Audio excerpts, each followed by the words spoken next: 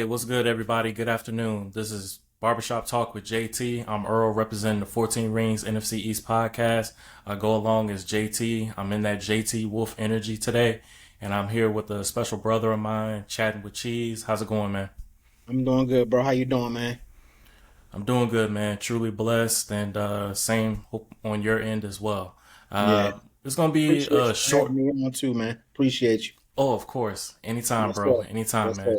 sir. Just want to touch base. I know yesterday Cowboys Nation got hit with a major news.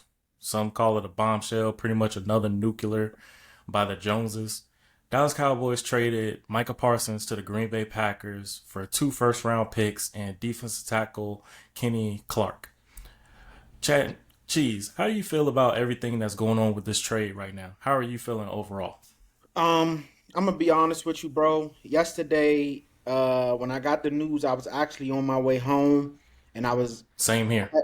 I was having a conversation with one of my buddies in the car, and we actually were talking about it. Both of us being Cowboy fans, and I told him, I said, "No, I believe it's gonna happen," and we went back and forth. So I ended up getting in the house and the news broke immediately as soon as I walked through the door and just upset, angry. It took me a while to get out of slump, a couple hours. I'm not gonna lie to you. Just because the I feel simple that fact I felt as though it we didn't have to get to this point. I felt as though 100%. that I felt as though that something could have been handled. And before I get into any rant about Jerry Jones, because I did that yesterday on my own show. But I'm Hmm. also, because one thing I don't do, I don't contradict myself. Some of the blame absolutely goes on Micah Parsons as well too, because my thing is this: Absolutely. when you know that you're about to negotiate a contract or you're up for a contract, you never go sit down with the owner slash GM without your agent present. Or once the word contract even got brought up or numbers started to be talked about, the conversation should have been cut short there. But nevertheless, whatever whatever happened in that situation happened. But I just feel like on the Jones side of things in the front office, the whole situation was just handled poorly. And my thing is, Jerry Jones, you've been doing this for 30 years plus. You know, dealing with any player that you want to get a contract done with or anything of that nature, you have to talk to the agent. You have to. That's protocol. That's been the protocol in the NFL Number since one. I don't know when. You know that. So for you to get on the podium, constantly take shots at your best players, talking about just if we sign them, that don't mean that they're gonna be here, and just all these different things, and then to hear that they came to you this week uh, about getting the contract done before the season officially kicks off next week, and you tell them either play on the 5th year option or leave. It's just to me, it's a slap in the face to Cowboy Nation. It's a slap in the face to Micah Parsons. Just it just the way that organization has been ran and the things that they do is just, to this point, I don't see how a bunch of people are just tired of it. And to see the reaction that we got from the players, CD, Trayvon Diggs, Demarion Overshown, Wanye Thomas, you could tell they was crushed by this. You just heard Dak Prescott say in an interview a couple of days ago he expected Micah to be out there week 1. So that right there goes to show me they had no idea that this was about to happen. So Right. Yeah. like I said, man. But to get back to the original point, just I mean, it was devastating. I feel a little better now that I came to peace with it. That it's over. It's nothing that we can do about it. But it was definitely devastating for me. No, I got you, man. I can hear it in your voice too.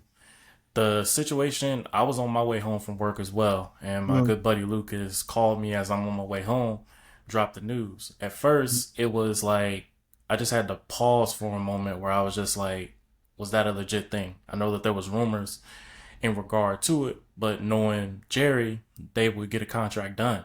But I started to see how both decided to, it was a 1v1 situation, and when trying to conclude that final round, it just blew up. And it was where Jerry, he felt like a deal was already secured. Micah paused. Micah wanted to talk to his agent. Jerry paused. And at that point, where when you mess with Jerry's loyalty and whatnot, and you interfere with that, you're done. Yeah. And from there, that was clear as day of it. Especially, he wanted to get a contract done outside of dealing with Mulugeta. And at the Mm-hmm. same time, I'm questioning. It's to the point now that I understand the trade, but I need the answer to know, did Jerry and Steven actually talk to Mulugeta? That's the one thing that's been kind of weighing on my shoulders, where I was like, yeah, you say you got a contract deal done for Micah, you discuss it with him, but also Micah's the main guy. Mulugeta works for him. But at the same Bingo. time, you also got to know that, okay, in order to get to the agent, everything's got to be flushed out. And there was speculation that they were thinking about trading him last year, and I'm just like, so you're telling me your generational talent player, you were looking to move him off the roster instead of adding to the roster? I'm gonna get into details about that because it's a possibility they could have paid Micah last year, or they could have paid him this year. Yeah. But one particular player pretty much hindered that. But how I feel about it from yesterday, it was kind of, I felt like a prayer was answered. Where earlier that morning I said a prayer, do my normal stuff, but I wanted to throw in there that with the season coming up, Eagles coming up, I just wanted Dallas to have a calm solution to what needs to take place so they can be better prepared for week 1. Yeah. And I guess my Lord and Savior answered the prayers and was like, prayer received. And next thing you know, Micah is going to Lambeau. And for that, I didn't have a crash out like I did Luka. I wasn't punching the air. I wasn't doing other stuff. I wasn't cursing. I wasn't doing none of these things. But at the same time, I knew the team needs to gear up for the Eagles. They need to lace up. War is on their hands. We're going to see Micah week 4, September 28th. But yeah, you may have love in your eyes for him, but he's coming back to take your quarterback's head off. Now, I wouldn't want my team to be feeling all the emotions going into it. You lace up, be ready for battle. It's going to be a war this season. They got to be ready for it. But I think this removes that distraction that's been going on this whole off season with the Cowboys, with the contract talks and everything. They can focus on the Eagles right now. I But agree. I agree. the one thing that I can say about Jerry and Steven is that you have a common GM already in house, but all he does is cover their tails when they mess up the main mission of being a GM. Jerry's got to go. He's got to go as a GM. Like, Yeah, I absolutely. understand he's a phenomenal owner and everything of that. He changed the game just with what he can do. His villain arc was crazy. But when you're looking at how to handle a football team, Jerry does not understand that anymore. He's At up all. in the age of it. And if you think Steven is going to take over for that, he has that we like our guy philosophy, and that's not giving a fair chance of competition to the players. Will McClay is that guy that can do it. If you've seen what he was able to do in arena football, where he pretty much had the Dallas Desperados, he got them to a couple of championships. He knows how to run an organized team. Now, if you took away Will McClay from Dallas and he Oh, went to sorry. some other franchise, he would have Super Bowls galore. But And real I just quick, feel like go ahead. real quick, my bad, real quick. No, And no, this you're fine. this You're fine. this is this is my thing, and I spoke on this yesterday. It gets to a point, and I know it's hard to ask an 82-year-old man this, right? But it gets to a point Mm-hmm. where when when when does the ego go out the window? You your ego, and I said this yesterday, your ego is so Mm-hmm. big. You couldn't sit down with this man's agent. Now, I've never done a contract extension before. I've never done it, so I don't know that side of that side of the field. You know what I'm saying? But I know Absolutely. a contract extension. I'm pretty sure it can't take no longer than an hour. Man, who You you mean to telling? tell me you couldn't sit down with this man agent and swallow your pride for 1 hour to just get the? You don't have to like the agent. I'm pretty sure Mm-hmm. Todd France got over on you with Doc's 2 contracts. I'm pretty sure you don't like Todd France, but you willing to go sit down with him. You mean to tell me you couldn't put your pride to the side for 1 hour to get this deal done. And I guess he wanted to, they probably been hearing the rumbles. Oh, just waited out the Cowboys a cave. They always do it. They did it with Zeke. They did it with Dak. They did it with CD. They did it with Zach Martin. Just wait him out there, stall. And I Well, I'm guess glad you Jerry, brought up Zach Martin too, because yeah, this brings to my point is that everybody is saying that Dak's money wasn't earned or anything. CD Lamb's money wasn't earned. You fail to forget that a guy that was pretty much in his prime, a 30-year-old guard, jumped the line of the young players in getting their money. They were set. You missed the opportunity. Jerry, Steven, you missed the opportunity of getting a good amount of draft capital with Martin, even after he had a 99 overall in Madden, that you could have easily traded him and got some draft picks. You would have been able to pay your players. You would have been able to, if you took the time to sit down with the agent and get the job done early, they could be sitting pretty in training camp, ready to roll, ready to knock some heads off. But no, you want to spear the narrative in making sure that you get your ratings done of a 365 soap opera with a franchise that has 5 Super Bowls, that's looking to get more, but you're just complacent to the point that you don't realize that the fan base is looking for another championship. You see the anger of it, and you say that they're upset off the contracts. Wouldn't you, if there was a situation where you wanted to get something done, but you keep your hands behind your back and don't execute when you need to? exactly. And I just think this trade was personal, Oh, especially with the absolutely. loyalty with the situation with Micah and Jerry of it, where he was like, you know what I say go, send the trade. But it's just not fair that us as fans, we have to go through with, okay, another saga where we lose another top talent. But at the same time, you see other guys on the other opposition going and having better success while we're just a front runner. And I'm gonna be honest with you, bro. I don't believe Micah didn't land in a bad situation at all. Micah is Nah, going he's to a sitting pretty. legit. Micah is legit going to a championship contender. Like Micah Mm-hmm. Parsons just got sent to a team that won 11 games despite dealing with a lot of injuries last year. Their quarterback was out Mm-hmm. for a bunch of time. Now you get a healthy Jordan Love all year. You add Micah Parsons. They still have Rashawn Gary. They have Xavier McKinney, safety in the back in the back in that secondary. If you can get them to stay healthy, that can easily be a 12-win team, and we could possibly look up and they sitting in the NFC Championship game or even in the Super Bowl. I'm so at the end of the day, Micah was able to get his money, get the money that he wanted, and also land on a team where he could automatically go in and compete for a championship. So that's my whole thing. And not only feeling sorry for the fans, I feel sorry for Brian Schottenheimer. You got a first year head Same. coach. You got a first And year head Eberflus. coach that a lot of people felt as though didn't even deserve the opportunity to get the job. You got now you thrust him into this position where you just traded away the best player on the team, someone who he had a good relationship with. You know what I'm saying? And he could put on his poker face all he want.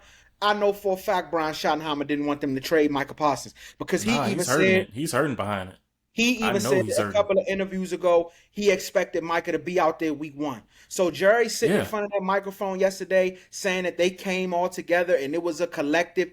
Stop the Nah, count, that's Jerry. wee It woo, wasn't a bro. collective. It was That's wee not a woo. collective. If you mean by collective, you and Steven, that was the only collective. There's no way in the world that Matt Eberflus or Brian Schottenheimer went and sat down and agreed for them to trade the best player on the team. I'm not buying it. And I'm you not also buying know it. the crazy work of that presser. You saw McClay and Shoddy wasn't there. Exactly. They were Exactly. not there. Normally, when they make a move, they out there together. It Yeah. shows that Steven and Jerry, mainly Jerry, decided to go ahead and trade Micah to the Packers. And for that like we got 6 days, pretty much 5, 6 days, and then we go to Philly. And it's to the point now that look, you got players grieving over this, but I need them to grieve over that the next couple of hours. But then after that, they got to go to work Yeah, you gotta because go to work. each pass rusher now, it's your time to shine. Yeah. Like Micah's Sam time was up, your Williams, time is now. Monte And Fowler. Ezaraku, Nealon, who else? The list goes on. Y'all got Houston. Houston. Yeah, they got to go out there and they got to do their thing. Now you guys are going to have to make up. Now you guys are going to have to make up for that production that just walked out the door. And the crazy thing is, I think they can do it, but it's going to be like an all around group in order to do Yeah, it. They have to generate pressure. Kenny Clark, I feel bad for him because he's taking so much heat going into this trade, especially with losing Micah. But we can at least say that the veteran presence of Kenny Clark could actually help the one techs. Like he yeah, plays like a one tech, plays like a three tech, and with that, you got to have the edges there as well. I think Sam Williams is gonna have a big year. yeah. It's I just also think. he's just got to stay healthy. Yeah, I And think it's a lot. also, go ahead. Go ahead. Go ahead. Go ahead. Well, I was just gonna say that we brought back Isaiah Land, who was on the team back in Mm-hmm. 2023, where he's on the practice squad. So he's the guy. If they can move up at some point, dude's been working on his game. Like you're gonna have your all around pass rushers when they go out the pass rush. They got to be ready. I just feel like it's too much pressure putting on Ezraku, especially with him being a rookie. It was kind of weird when we did get him because I was like, yo, that's a steal. That would be a nice pair with him and Micah. But then next, you trade Micah. So Ezraku's like, oh, your time is up. You got to hit the ground running. You got to. It's a must. But I'm just to the point now they're gonna have to get ready for Philly because it's not gonna you can't weep in tears and everything of that. I give the players credit, even myself, even other content creators changing our profile pics for Micah to get paid. Like we were Yeah. all on that campaign of 877 pay Micah now. And it was just 877 pay Micah now Dallas. Jerry. But I mean, Micah got his bag. Congrats to him. But right now he's in ops right now. We'll see him week 4. It's And just I want to go ahead. apologize to Kenny Clark, man, because yesterday when I made my breaking news episode, man, I went on a rant and I said, we traded Michael for 2 first rounders and a 30-year-old defensive tackle coming off his worst year. Now listen, I Mm. know Kenny Clark is a good player. Like I'm not Oh taking yeah. it's he can't control what goes on behind the scenes. I think Kenny Clark can come in day one. I think he can be an impact player. I think he is somebody that the Cowboys needed because over the years this team has never been able to stop the run, no matter who was out there. So I do think he's an upgrade at that position. As long as I don't have to see Mozzie Smith out there, I'm great with that. So that's the first He's thing. gotta But learn. yeah, He's I gotta want to I learn. want to apologize to Kenny Clark. I know you don't control that, bro. I know you a solid player, but emotions running high is just at the time I was just upset, but I just didn't want to see Micah go.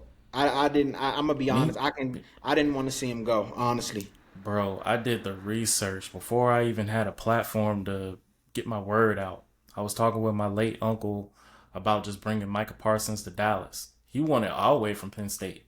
But I was like, Micah's that dude. Like, dude ran a 4.36 in the pro day. For his size, that's not normal. But also what he can basically fuse in the defense. And I'm just like, yo, we got him. That work I put in, it came to fruition.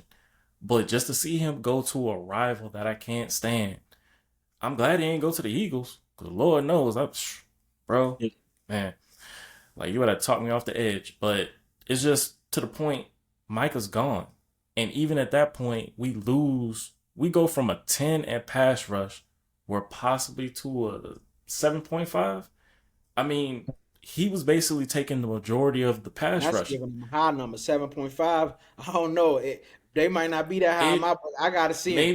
I gotta maybe see him. look, it's off the athleticism. I'm just to the point now. I'm going off their gift, but if they come out playing solid and decent, who knows? Maybe they start Because them I'm out gonna at a be all the 5 way and they honest, move bro. up.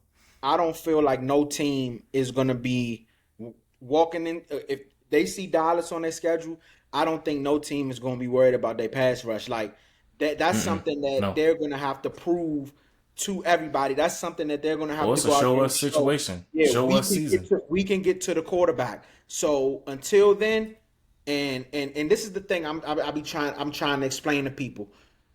Mm-hmm. Micah Parsons affected the game in so many ways other than just sacks. See, the casual person 100. is going to think, oh, he just affected in sacks. The pressures, the forcing the quarterback to hurry up, the always having to know where this guy's at. double teams. All Micah Parsons, trust and believe me. Trayvon Diggs had that career year because number 11 was rushing the quarterback. Deron Bland had them pick sixes because number 11 was rushing the quarterback.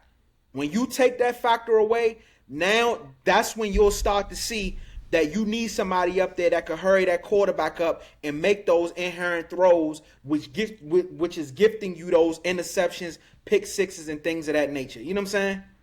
Oh yeah, absolutely.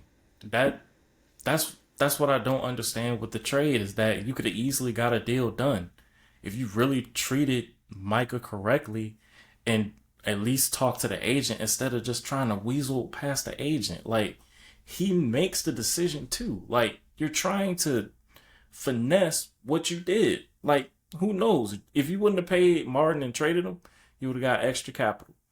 And then you would have had enough to take care of Dak, take care of CD, and then you would have been able to take care of Micah. Then the other contracts coming along, they have the money. They have over 41 million that they can utilize. That you got to look at Tyler Smith. You got to look at Deron Bland, Brandon Aubrey. Even if Sam Williams has a breakout season, pay him too. Because he's kind of the closest thing you could get to Micah I agree. without complexion. And I believe Sam Williams, he's going to step up. But he's going to have to fulfill huge shoes that was filled by Micah. And the And pride you know is the so crazy... big. Go ahead, Oh, go my ahead, bad. finish up. You know the crazy thing? If I see Micah playing linebacker with Green Bay, I'm going to punch the TV screen. Because literally, why I wanted him, linebacker, generational talent. He can change the game being the linebacker, having pass rushing abilities. But us constantly playing him at DN, and I see this brother playing 90% linebacker, I'm punching my TV screen. Because I'm just like, if you would have just played the brother right there at that point, no one stood on their feet to be like, yo, you a linebacker, but you have pass rush tendencies. He's a gifted guy. Like, if you want to throw him out in the slot corner and have him cover a little bit, I think he could do it. But No, I we're get you. losing we're losing so much with Micah Parsons that it's just like we went from a threat on the defensive side of the ball where game plan has to plan for Micah. You got to figure out where 11 is. We don't Yeah. have that anymore. So they're like, yo, they ain't got nobody that's a threat like Micah. And we're not feared in that regard. So guys are going to have to step up in order to do that this season. Now, I have a question for you, Cheese. Mhm. Where, with Micah being traded now, how do you see this season going? How many wins you think Dallas would have? Because Um, this coming week, I have a prediction with the round table, and yeah. I'm still debating on what's occurring with this season. I'm gonna be honest with fandom, with putting my fandom out the window and just being my honest self. I see Mm-hmm. them third in the division, missing the playoffs. Okay. If I had to go for record, I don't know. I would say they win. I would say they probably win 7 games. But like I said, I could be 7. wrong. I'm just going off of because it's a lot of question marks. You don't know what you're gonna get from the run game. You traded Micah now, Mm-hmm. so we got to see what that pass rush look like. I do believe that the defensive line play is going to be a lot better with the addition of Kenny Clark. I think they're going to be able to uh, hold on, withstand, stopping the run now. The the linebackers, I think the linebackers can be solid. I don't think they're game changers, but I think it's a solid group. The biggest question to me is the secondary. You don't know when Trayvon Diggs is going to be back. I believe Deron Bland will be paid, but you gotta figure that situation out. So if I'm going off right now at this Mm-hmm. very moment, I would say third in the division and 7 wins, and they end up missing the playoffs. Okay. And with the draft coming up, we'll have 2 first round picks. For the Yeah, next 2 years, we have 4 first round picks. they got and they put They got to themselves. hit on those or They do have to. something. Will There's a no deal, advance. whatever Out you need to do. out of these next 2 years, I was just telling somebody this earlier today. The pressure is on, and it's sad because he probably didn't even want nothing to do with it. The pressure is on Will because these next Hmm. two drafts, out of these next two drafts, you at least got to come out of these next two drafts with an all-pro player and at least a Pro Bowl or two. And it's nothing less. Everybody keeps wanting to throw Herschel Walker. We got to It's understand not we're that in trade. 2000. This is 2000. This is the year 2025. We're not Mm-hmm. 19, whatever. Those times have changed. Those times have 100%. changed. So for everybody with this idea that they repeating the Herschel Walker trade and they're gonna come out with a guy like Emmett. Listen, this is the same team that just drafted Mozzie Smith. This is the same team that drafted Taco Charlton. This is the same team that moved up picks and drafted Morris Claiborne. This is the same team that we still got question marks with Tyler Guyton. We got to see how he do this year. So let's not act Yep. like the Cowboys are this great drafting team. Have they drafted well as of recent? Absolutely. Yes. But let's not act like they just automatically gonna go and get these picks right. So that's another thing that we gotta be on the watch out for. 100%. Absolutely. And thinking about those draft picks, I'm already looking at the draft prospects for this upcoming season. I hate to have to bring it to that point. That's probably the earliest I've been doing that. But I'm interested to see how the corner is going to be. I'm interested how this team is going to play now because they have to rally. Now, if they got to go out there and play mad, maybe just maybe that's the juice they need. And we really haven't seen like a conditioned, solid team, even without a star pass rusher. You remember back in the 2014 season? Which guys do you think could have been one that could have done what Micah could have done? They just None. had UFOs, unidentified flying objects. Yeah. Marinelli had that defense clicking. So we And just got to that's my see how Ibra. that's one of my favorite seasons of all time, the 2014 Me season. too. But yet is doomed by the dang Green Bay team. It's just, they've been a thorn in our side for years. Now they got Yeah. our generational talent guy. Their second coming potentially could have been to the late great Reggie White, Yeah. or even bigger than that. But yeah, I'm pretty much. I think I'm out of the content for the day. I just wanted to touch base with the cheese on just the trade, but also we picked up two corners. We have Reddy Stewart and I think Lord, I forgot the other guy's name, Yeah, I but checked out he Stewart. He's the one that was Chicago, right? It was uh Minnesota. Chicago, Minnesota, yeah. But yeah, he got the dreadlocks. I ain't gonna lie, man. I kind of like what I seen from his tape. He got a couple of interceptions. I like what I seen from his tape. So we'll see. I really wanted them to hang on to Childress. I Oh, we thought, got him back. yeah, but on the practice squad, I thought he was going to be on the main roster. So for them to turn around and waive him and bring on these two, they must have seen something in both of these guys that they like. So week one going to Well, be it was a big body frame corner, 6'1", about 202, about yeah, 220. He basically can play corner. He can play safety. I think he was that bigger guy. They were trying to see how it plays out, especially with Eberflus. But yeah. Reddy Stewart, I think he can play in the nickel. Like he can help with that. I'm glad we brought back Zion Childress on the practice squad. We just got to see if they elevate him. But they only have 3 elevations, so it just depends on what they do as a whole with there. But I'm glad they brought him back. But Dallas, get your act together.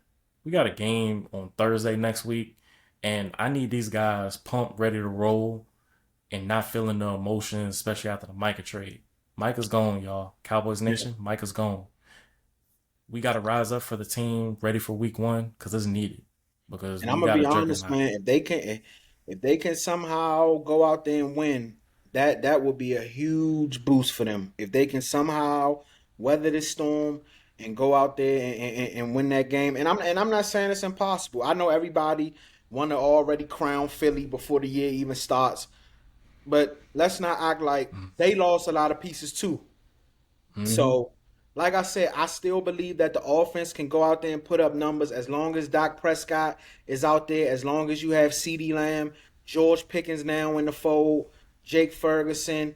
If we can just get something from the run game, I love what I seen from Jadon Blue in that last preseason game. If we can just muster up some kind of run game, I believe the offense can go up there and put up points. The question is going to be like I said, can you go? Can you stop? Can you stop that offense? And can you stop that Phillies offense? And that's the big question mark right now. But real quick before we go ahead and end this, so with Micah being gone and the money that it freed up, what if you had? I'm gonna throw a question at you. If you had to guess All right right. now, what do you think that they focus on to? You know, do you think that they hold on? Do you think they pay guys right now? Do you think they hold on and maybe wait till the off season and try to attack free agency? How do you see things playing out from here with the money that they have?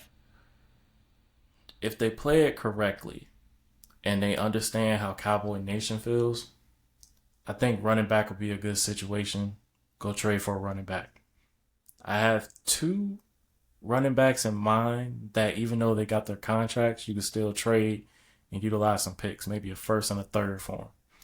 One guy, James Cook from Buffalo. Another guy, Jonathan what is it? The running back for the Colts, Stewart. Jonathan Stewart. Stewart, yeah. I could actually see one of those guys. I think Stewart's got about maybe 2, maybe 3 more years in this system. Cook, I think he's the most juice guy that you could probably get. And if you made a splash with someone, and I doubt this would happen, maybe look into something like Bijan Robinson. What do you think about It, Brees it, Hall? I would be cool bringing him in. You wouldn't have to utilize too much on the capital. But I wouldn't mind taking Braylon Allen even though he's a young Absolutely. guy, like dude is built different. I'm just kind of just scaling to see what players you could actually use because you have 2 first round picks. You could do some stuff with that. You really don't have to hold those picks. You can be like bump those picks and get guys in here who can gear this team up to be ready. It will show that it's an all-in move, but it also shows that they're complacent. Yeah. Jerry, Steven, pick a side. If you're gonna be all in, be all in. If you're gonna be complacent, be complacent. If you're trying to rebuild, rebuild. But at the same time, pick a side. You got it all over the place. Like, what are we supposed to do? We keep initiating whatever's needed to be done with this team. And I'm learning to not let front office get under my skin. All I know, the team gotta rise. Look, the team's gotta rise. They gotta play through the adversity.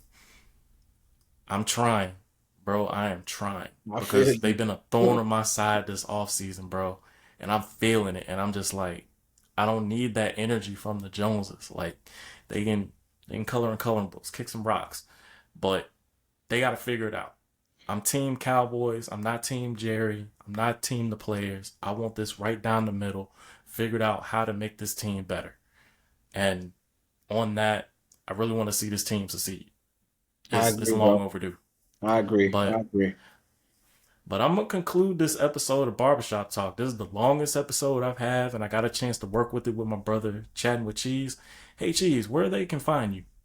Man, you can find me on YouTube at Chatting with Cheese Podcast. That's ChattingWithCheeze. That's the YouTube. You can find me on Instagram at Chatting with Cheese Pod, TikTok Chatting with Cheese Pod, Twitter, X. I'm sorry. I believe it's just Chatting with Cheese, but I'm not really too active on X. I'm gonna start getting active, but the main two are the Instagram and the TikTok. You can check me out on those. If you like the content, man, follow, subscribe. Y'all know what to do. Absolutely. And if you're a fan of the 14 Rings NFC East podcast, like, share, and subscribe what you like. And from there, just get us out there. Oh, We're trying to reach real that quick, 1,000 mark. Oh, real okay. quick. My bad. Last thing. I want to No, say go shout ahead. out to my bro, man, JT, for having me on, man. I appreciate it. I made some time. I said I got to get on. And I also want to give a shout out to the 14 Rings podcast for allowing me to come on. We got plenty of more stuff in the works coming. They already know when they call, I'm coming every time. Pause. But they know how I go. But hey, I appreciate y'all, man. And shout out to everybody tuning in, watching. Keep coming back. Keep subscribing. Keep commenting, man. Turn us up, man. Absolutely, 100%. Whatever what Cheese said, we're trying to hit that 1,000 mark. That's our common goal, and from that, sky's the limit. But with everybody liking our videos, share it, subscribe to the channel, join the squad. It won't charge a card, You can definitely follow us up on our media and social platforms on Instagram, Twitter, TikTok, Twitter X, as they call it. You can find us on YouTube, Spotify, Apple Heart Radio, and Threads. With that being said, thank you everybody for tuning in to the Barbershop Talk with JT. Blessings, much love.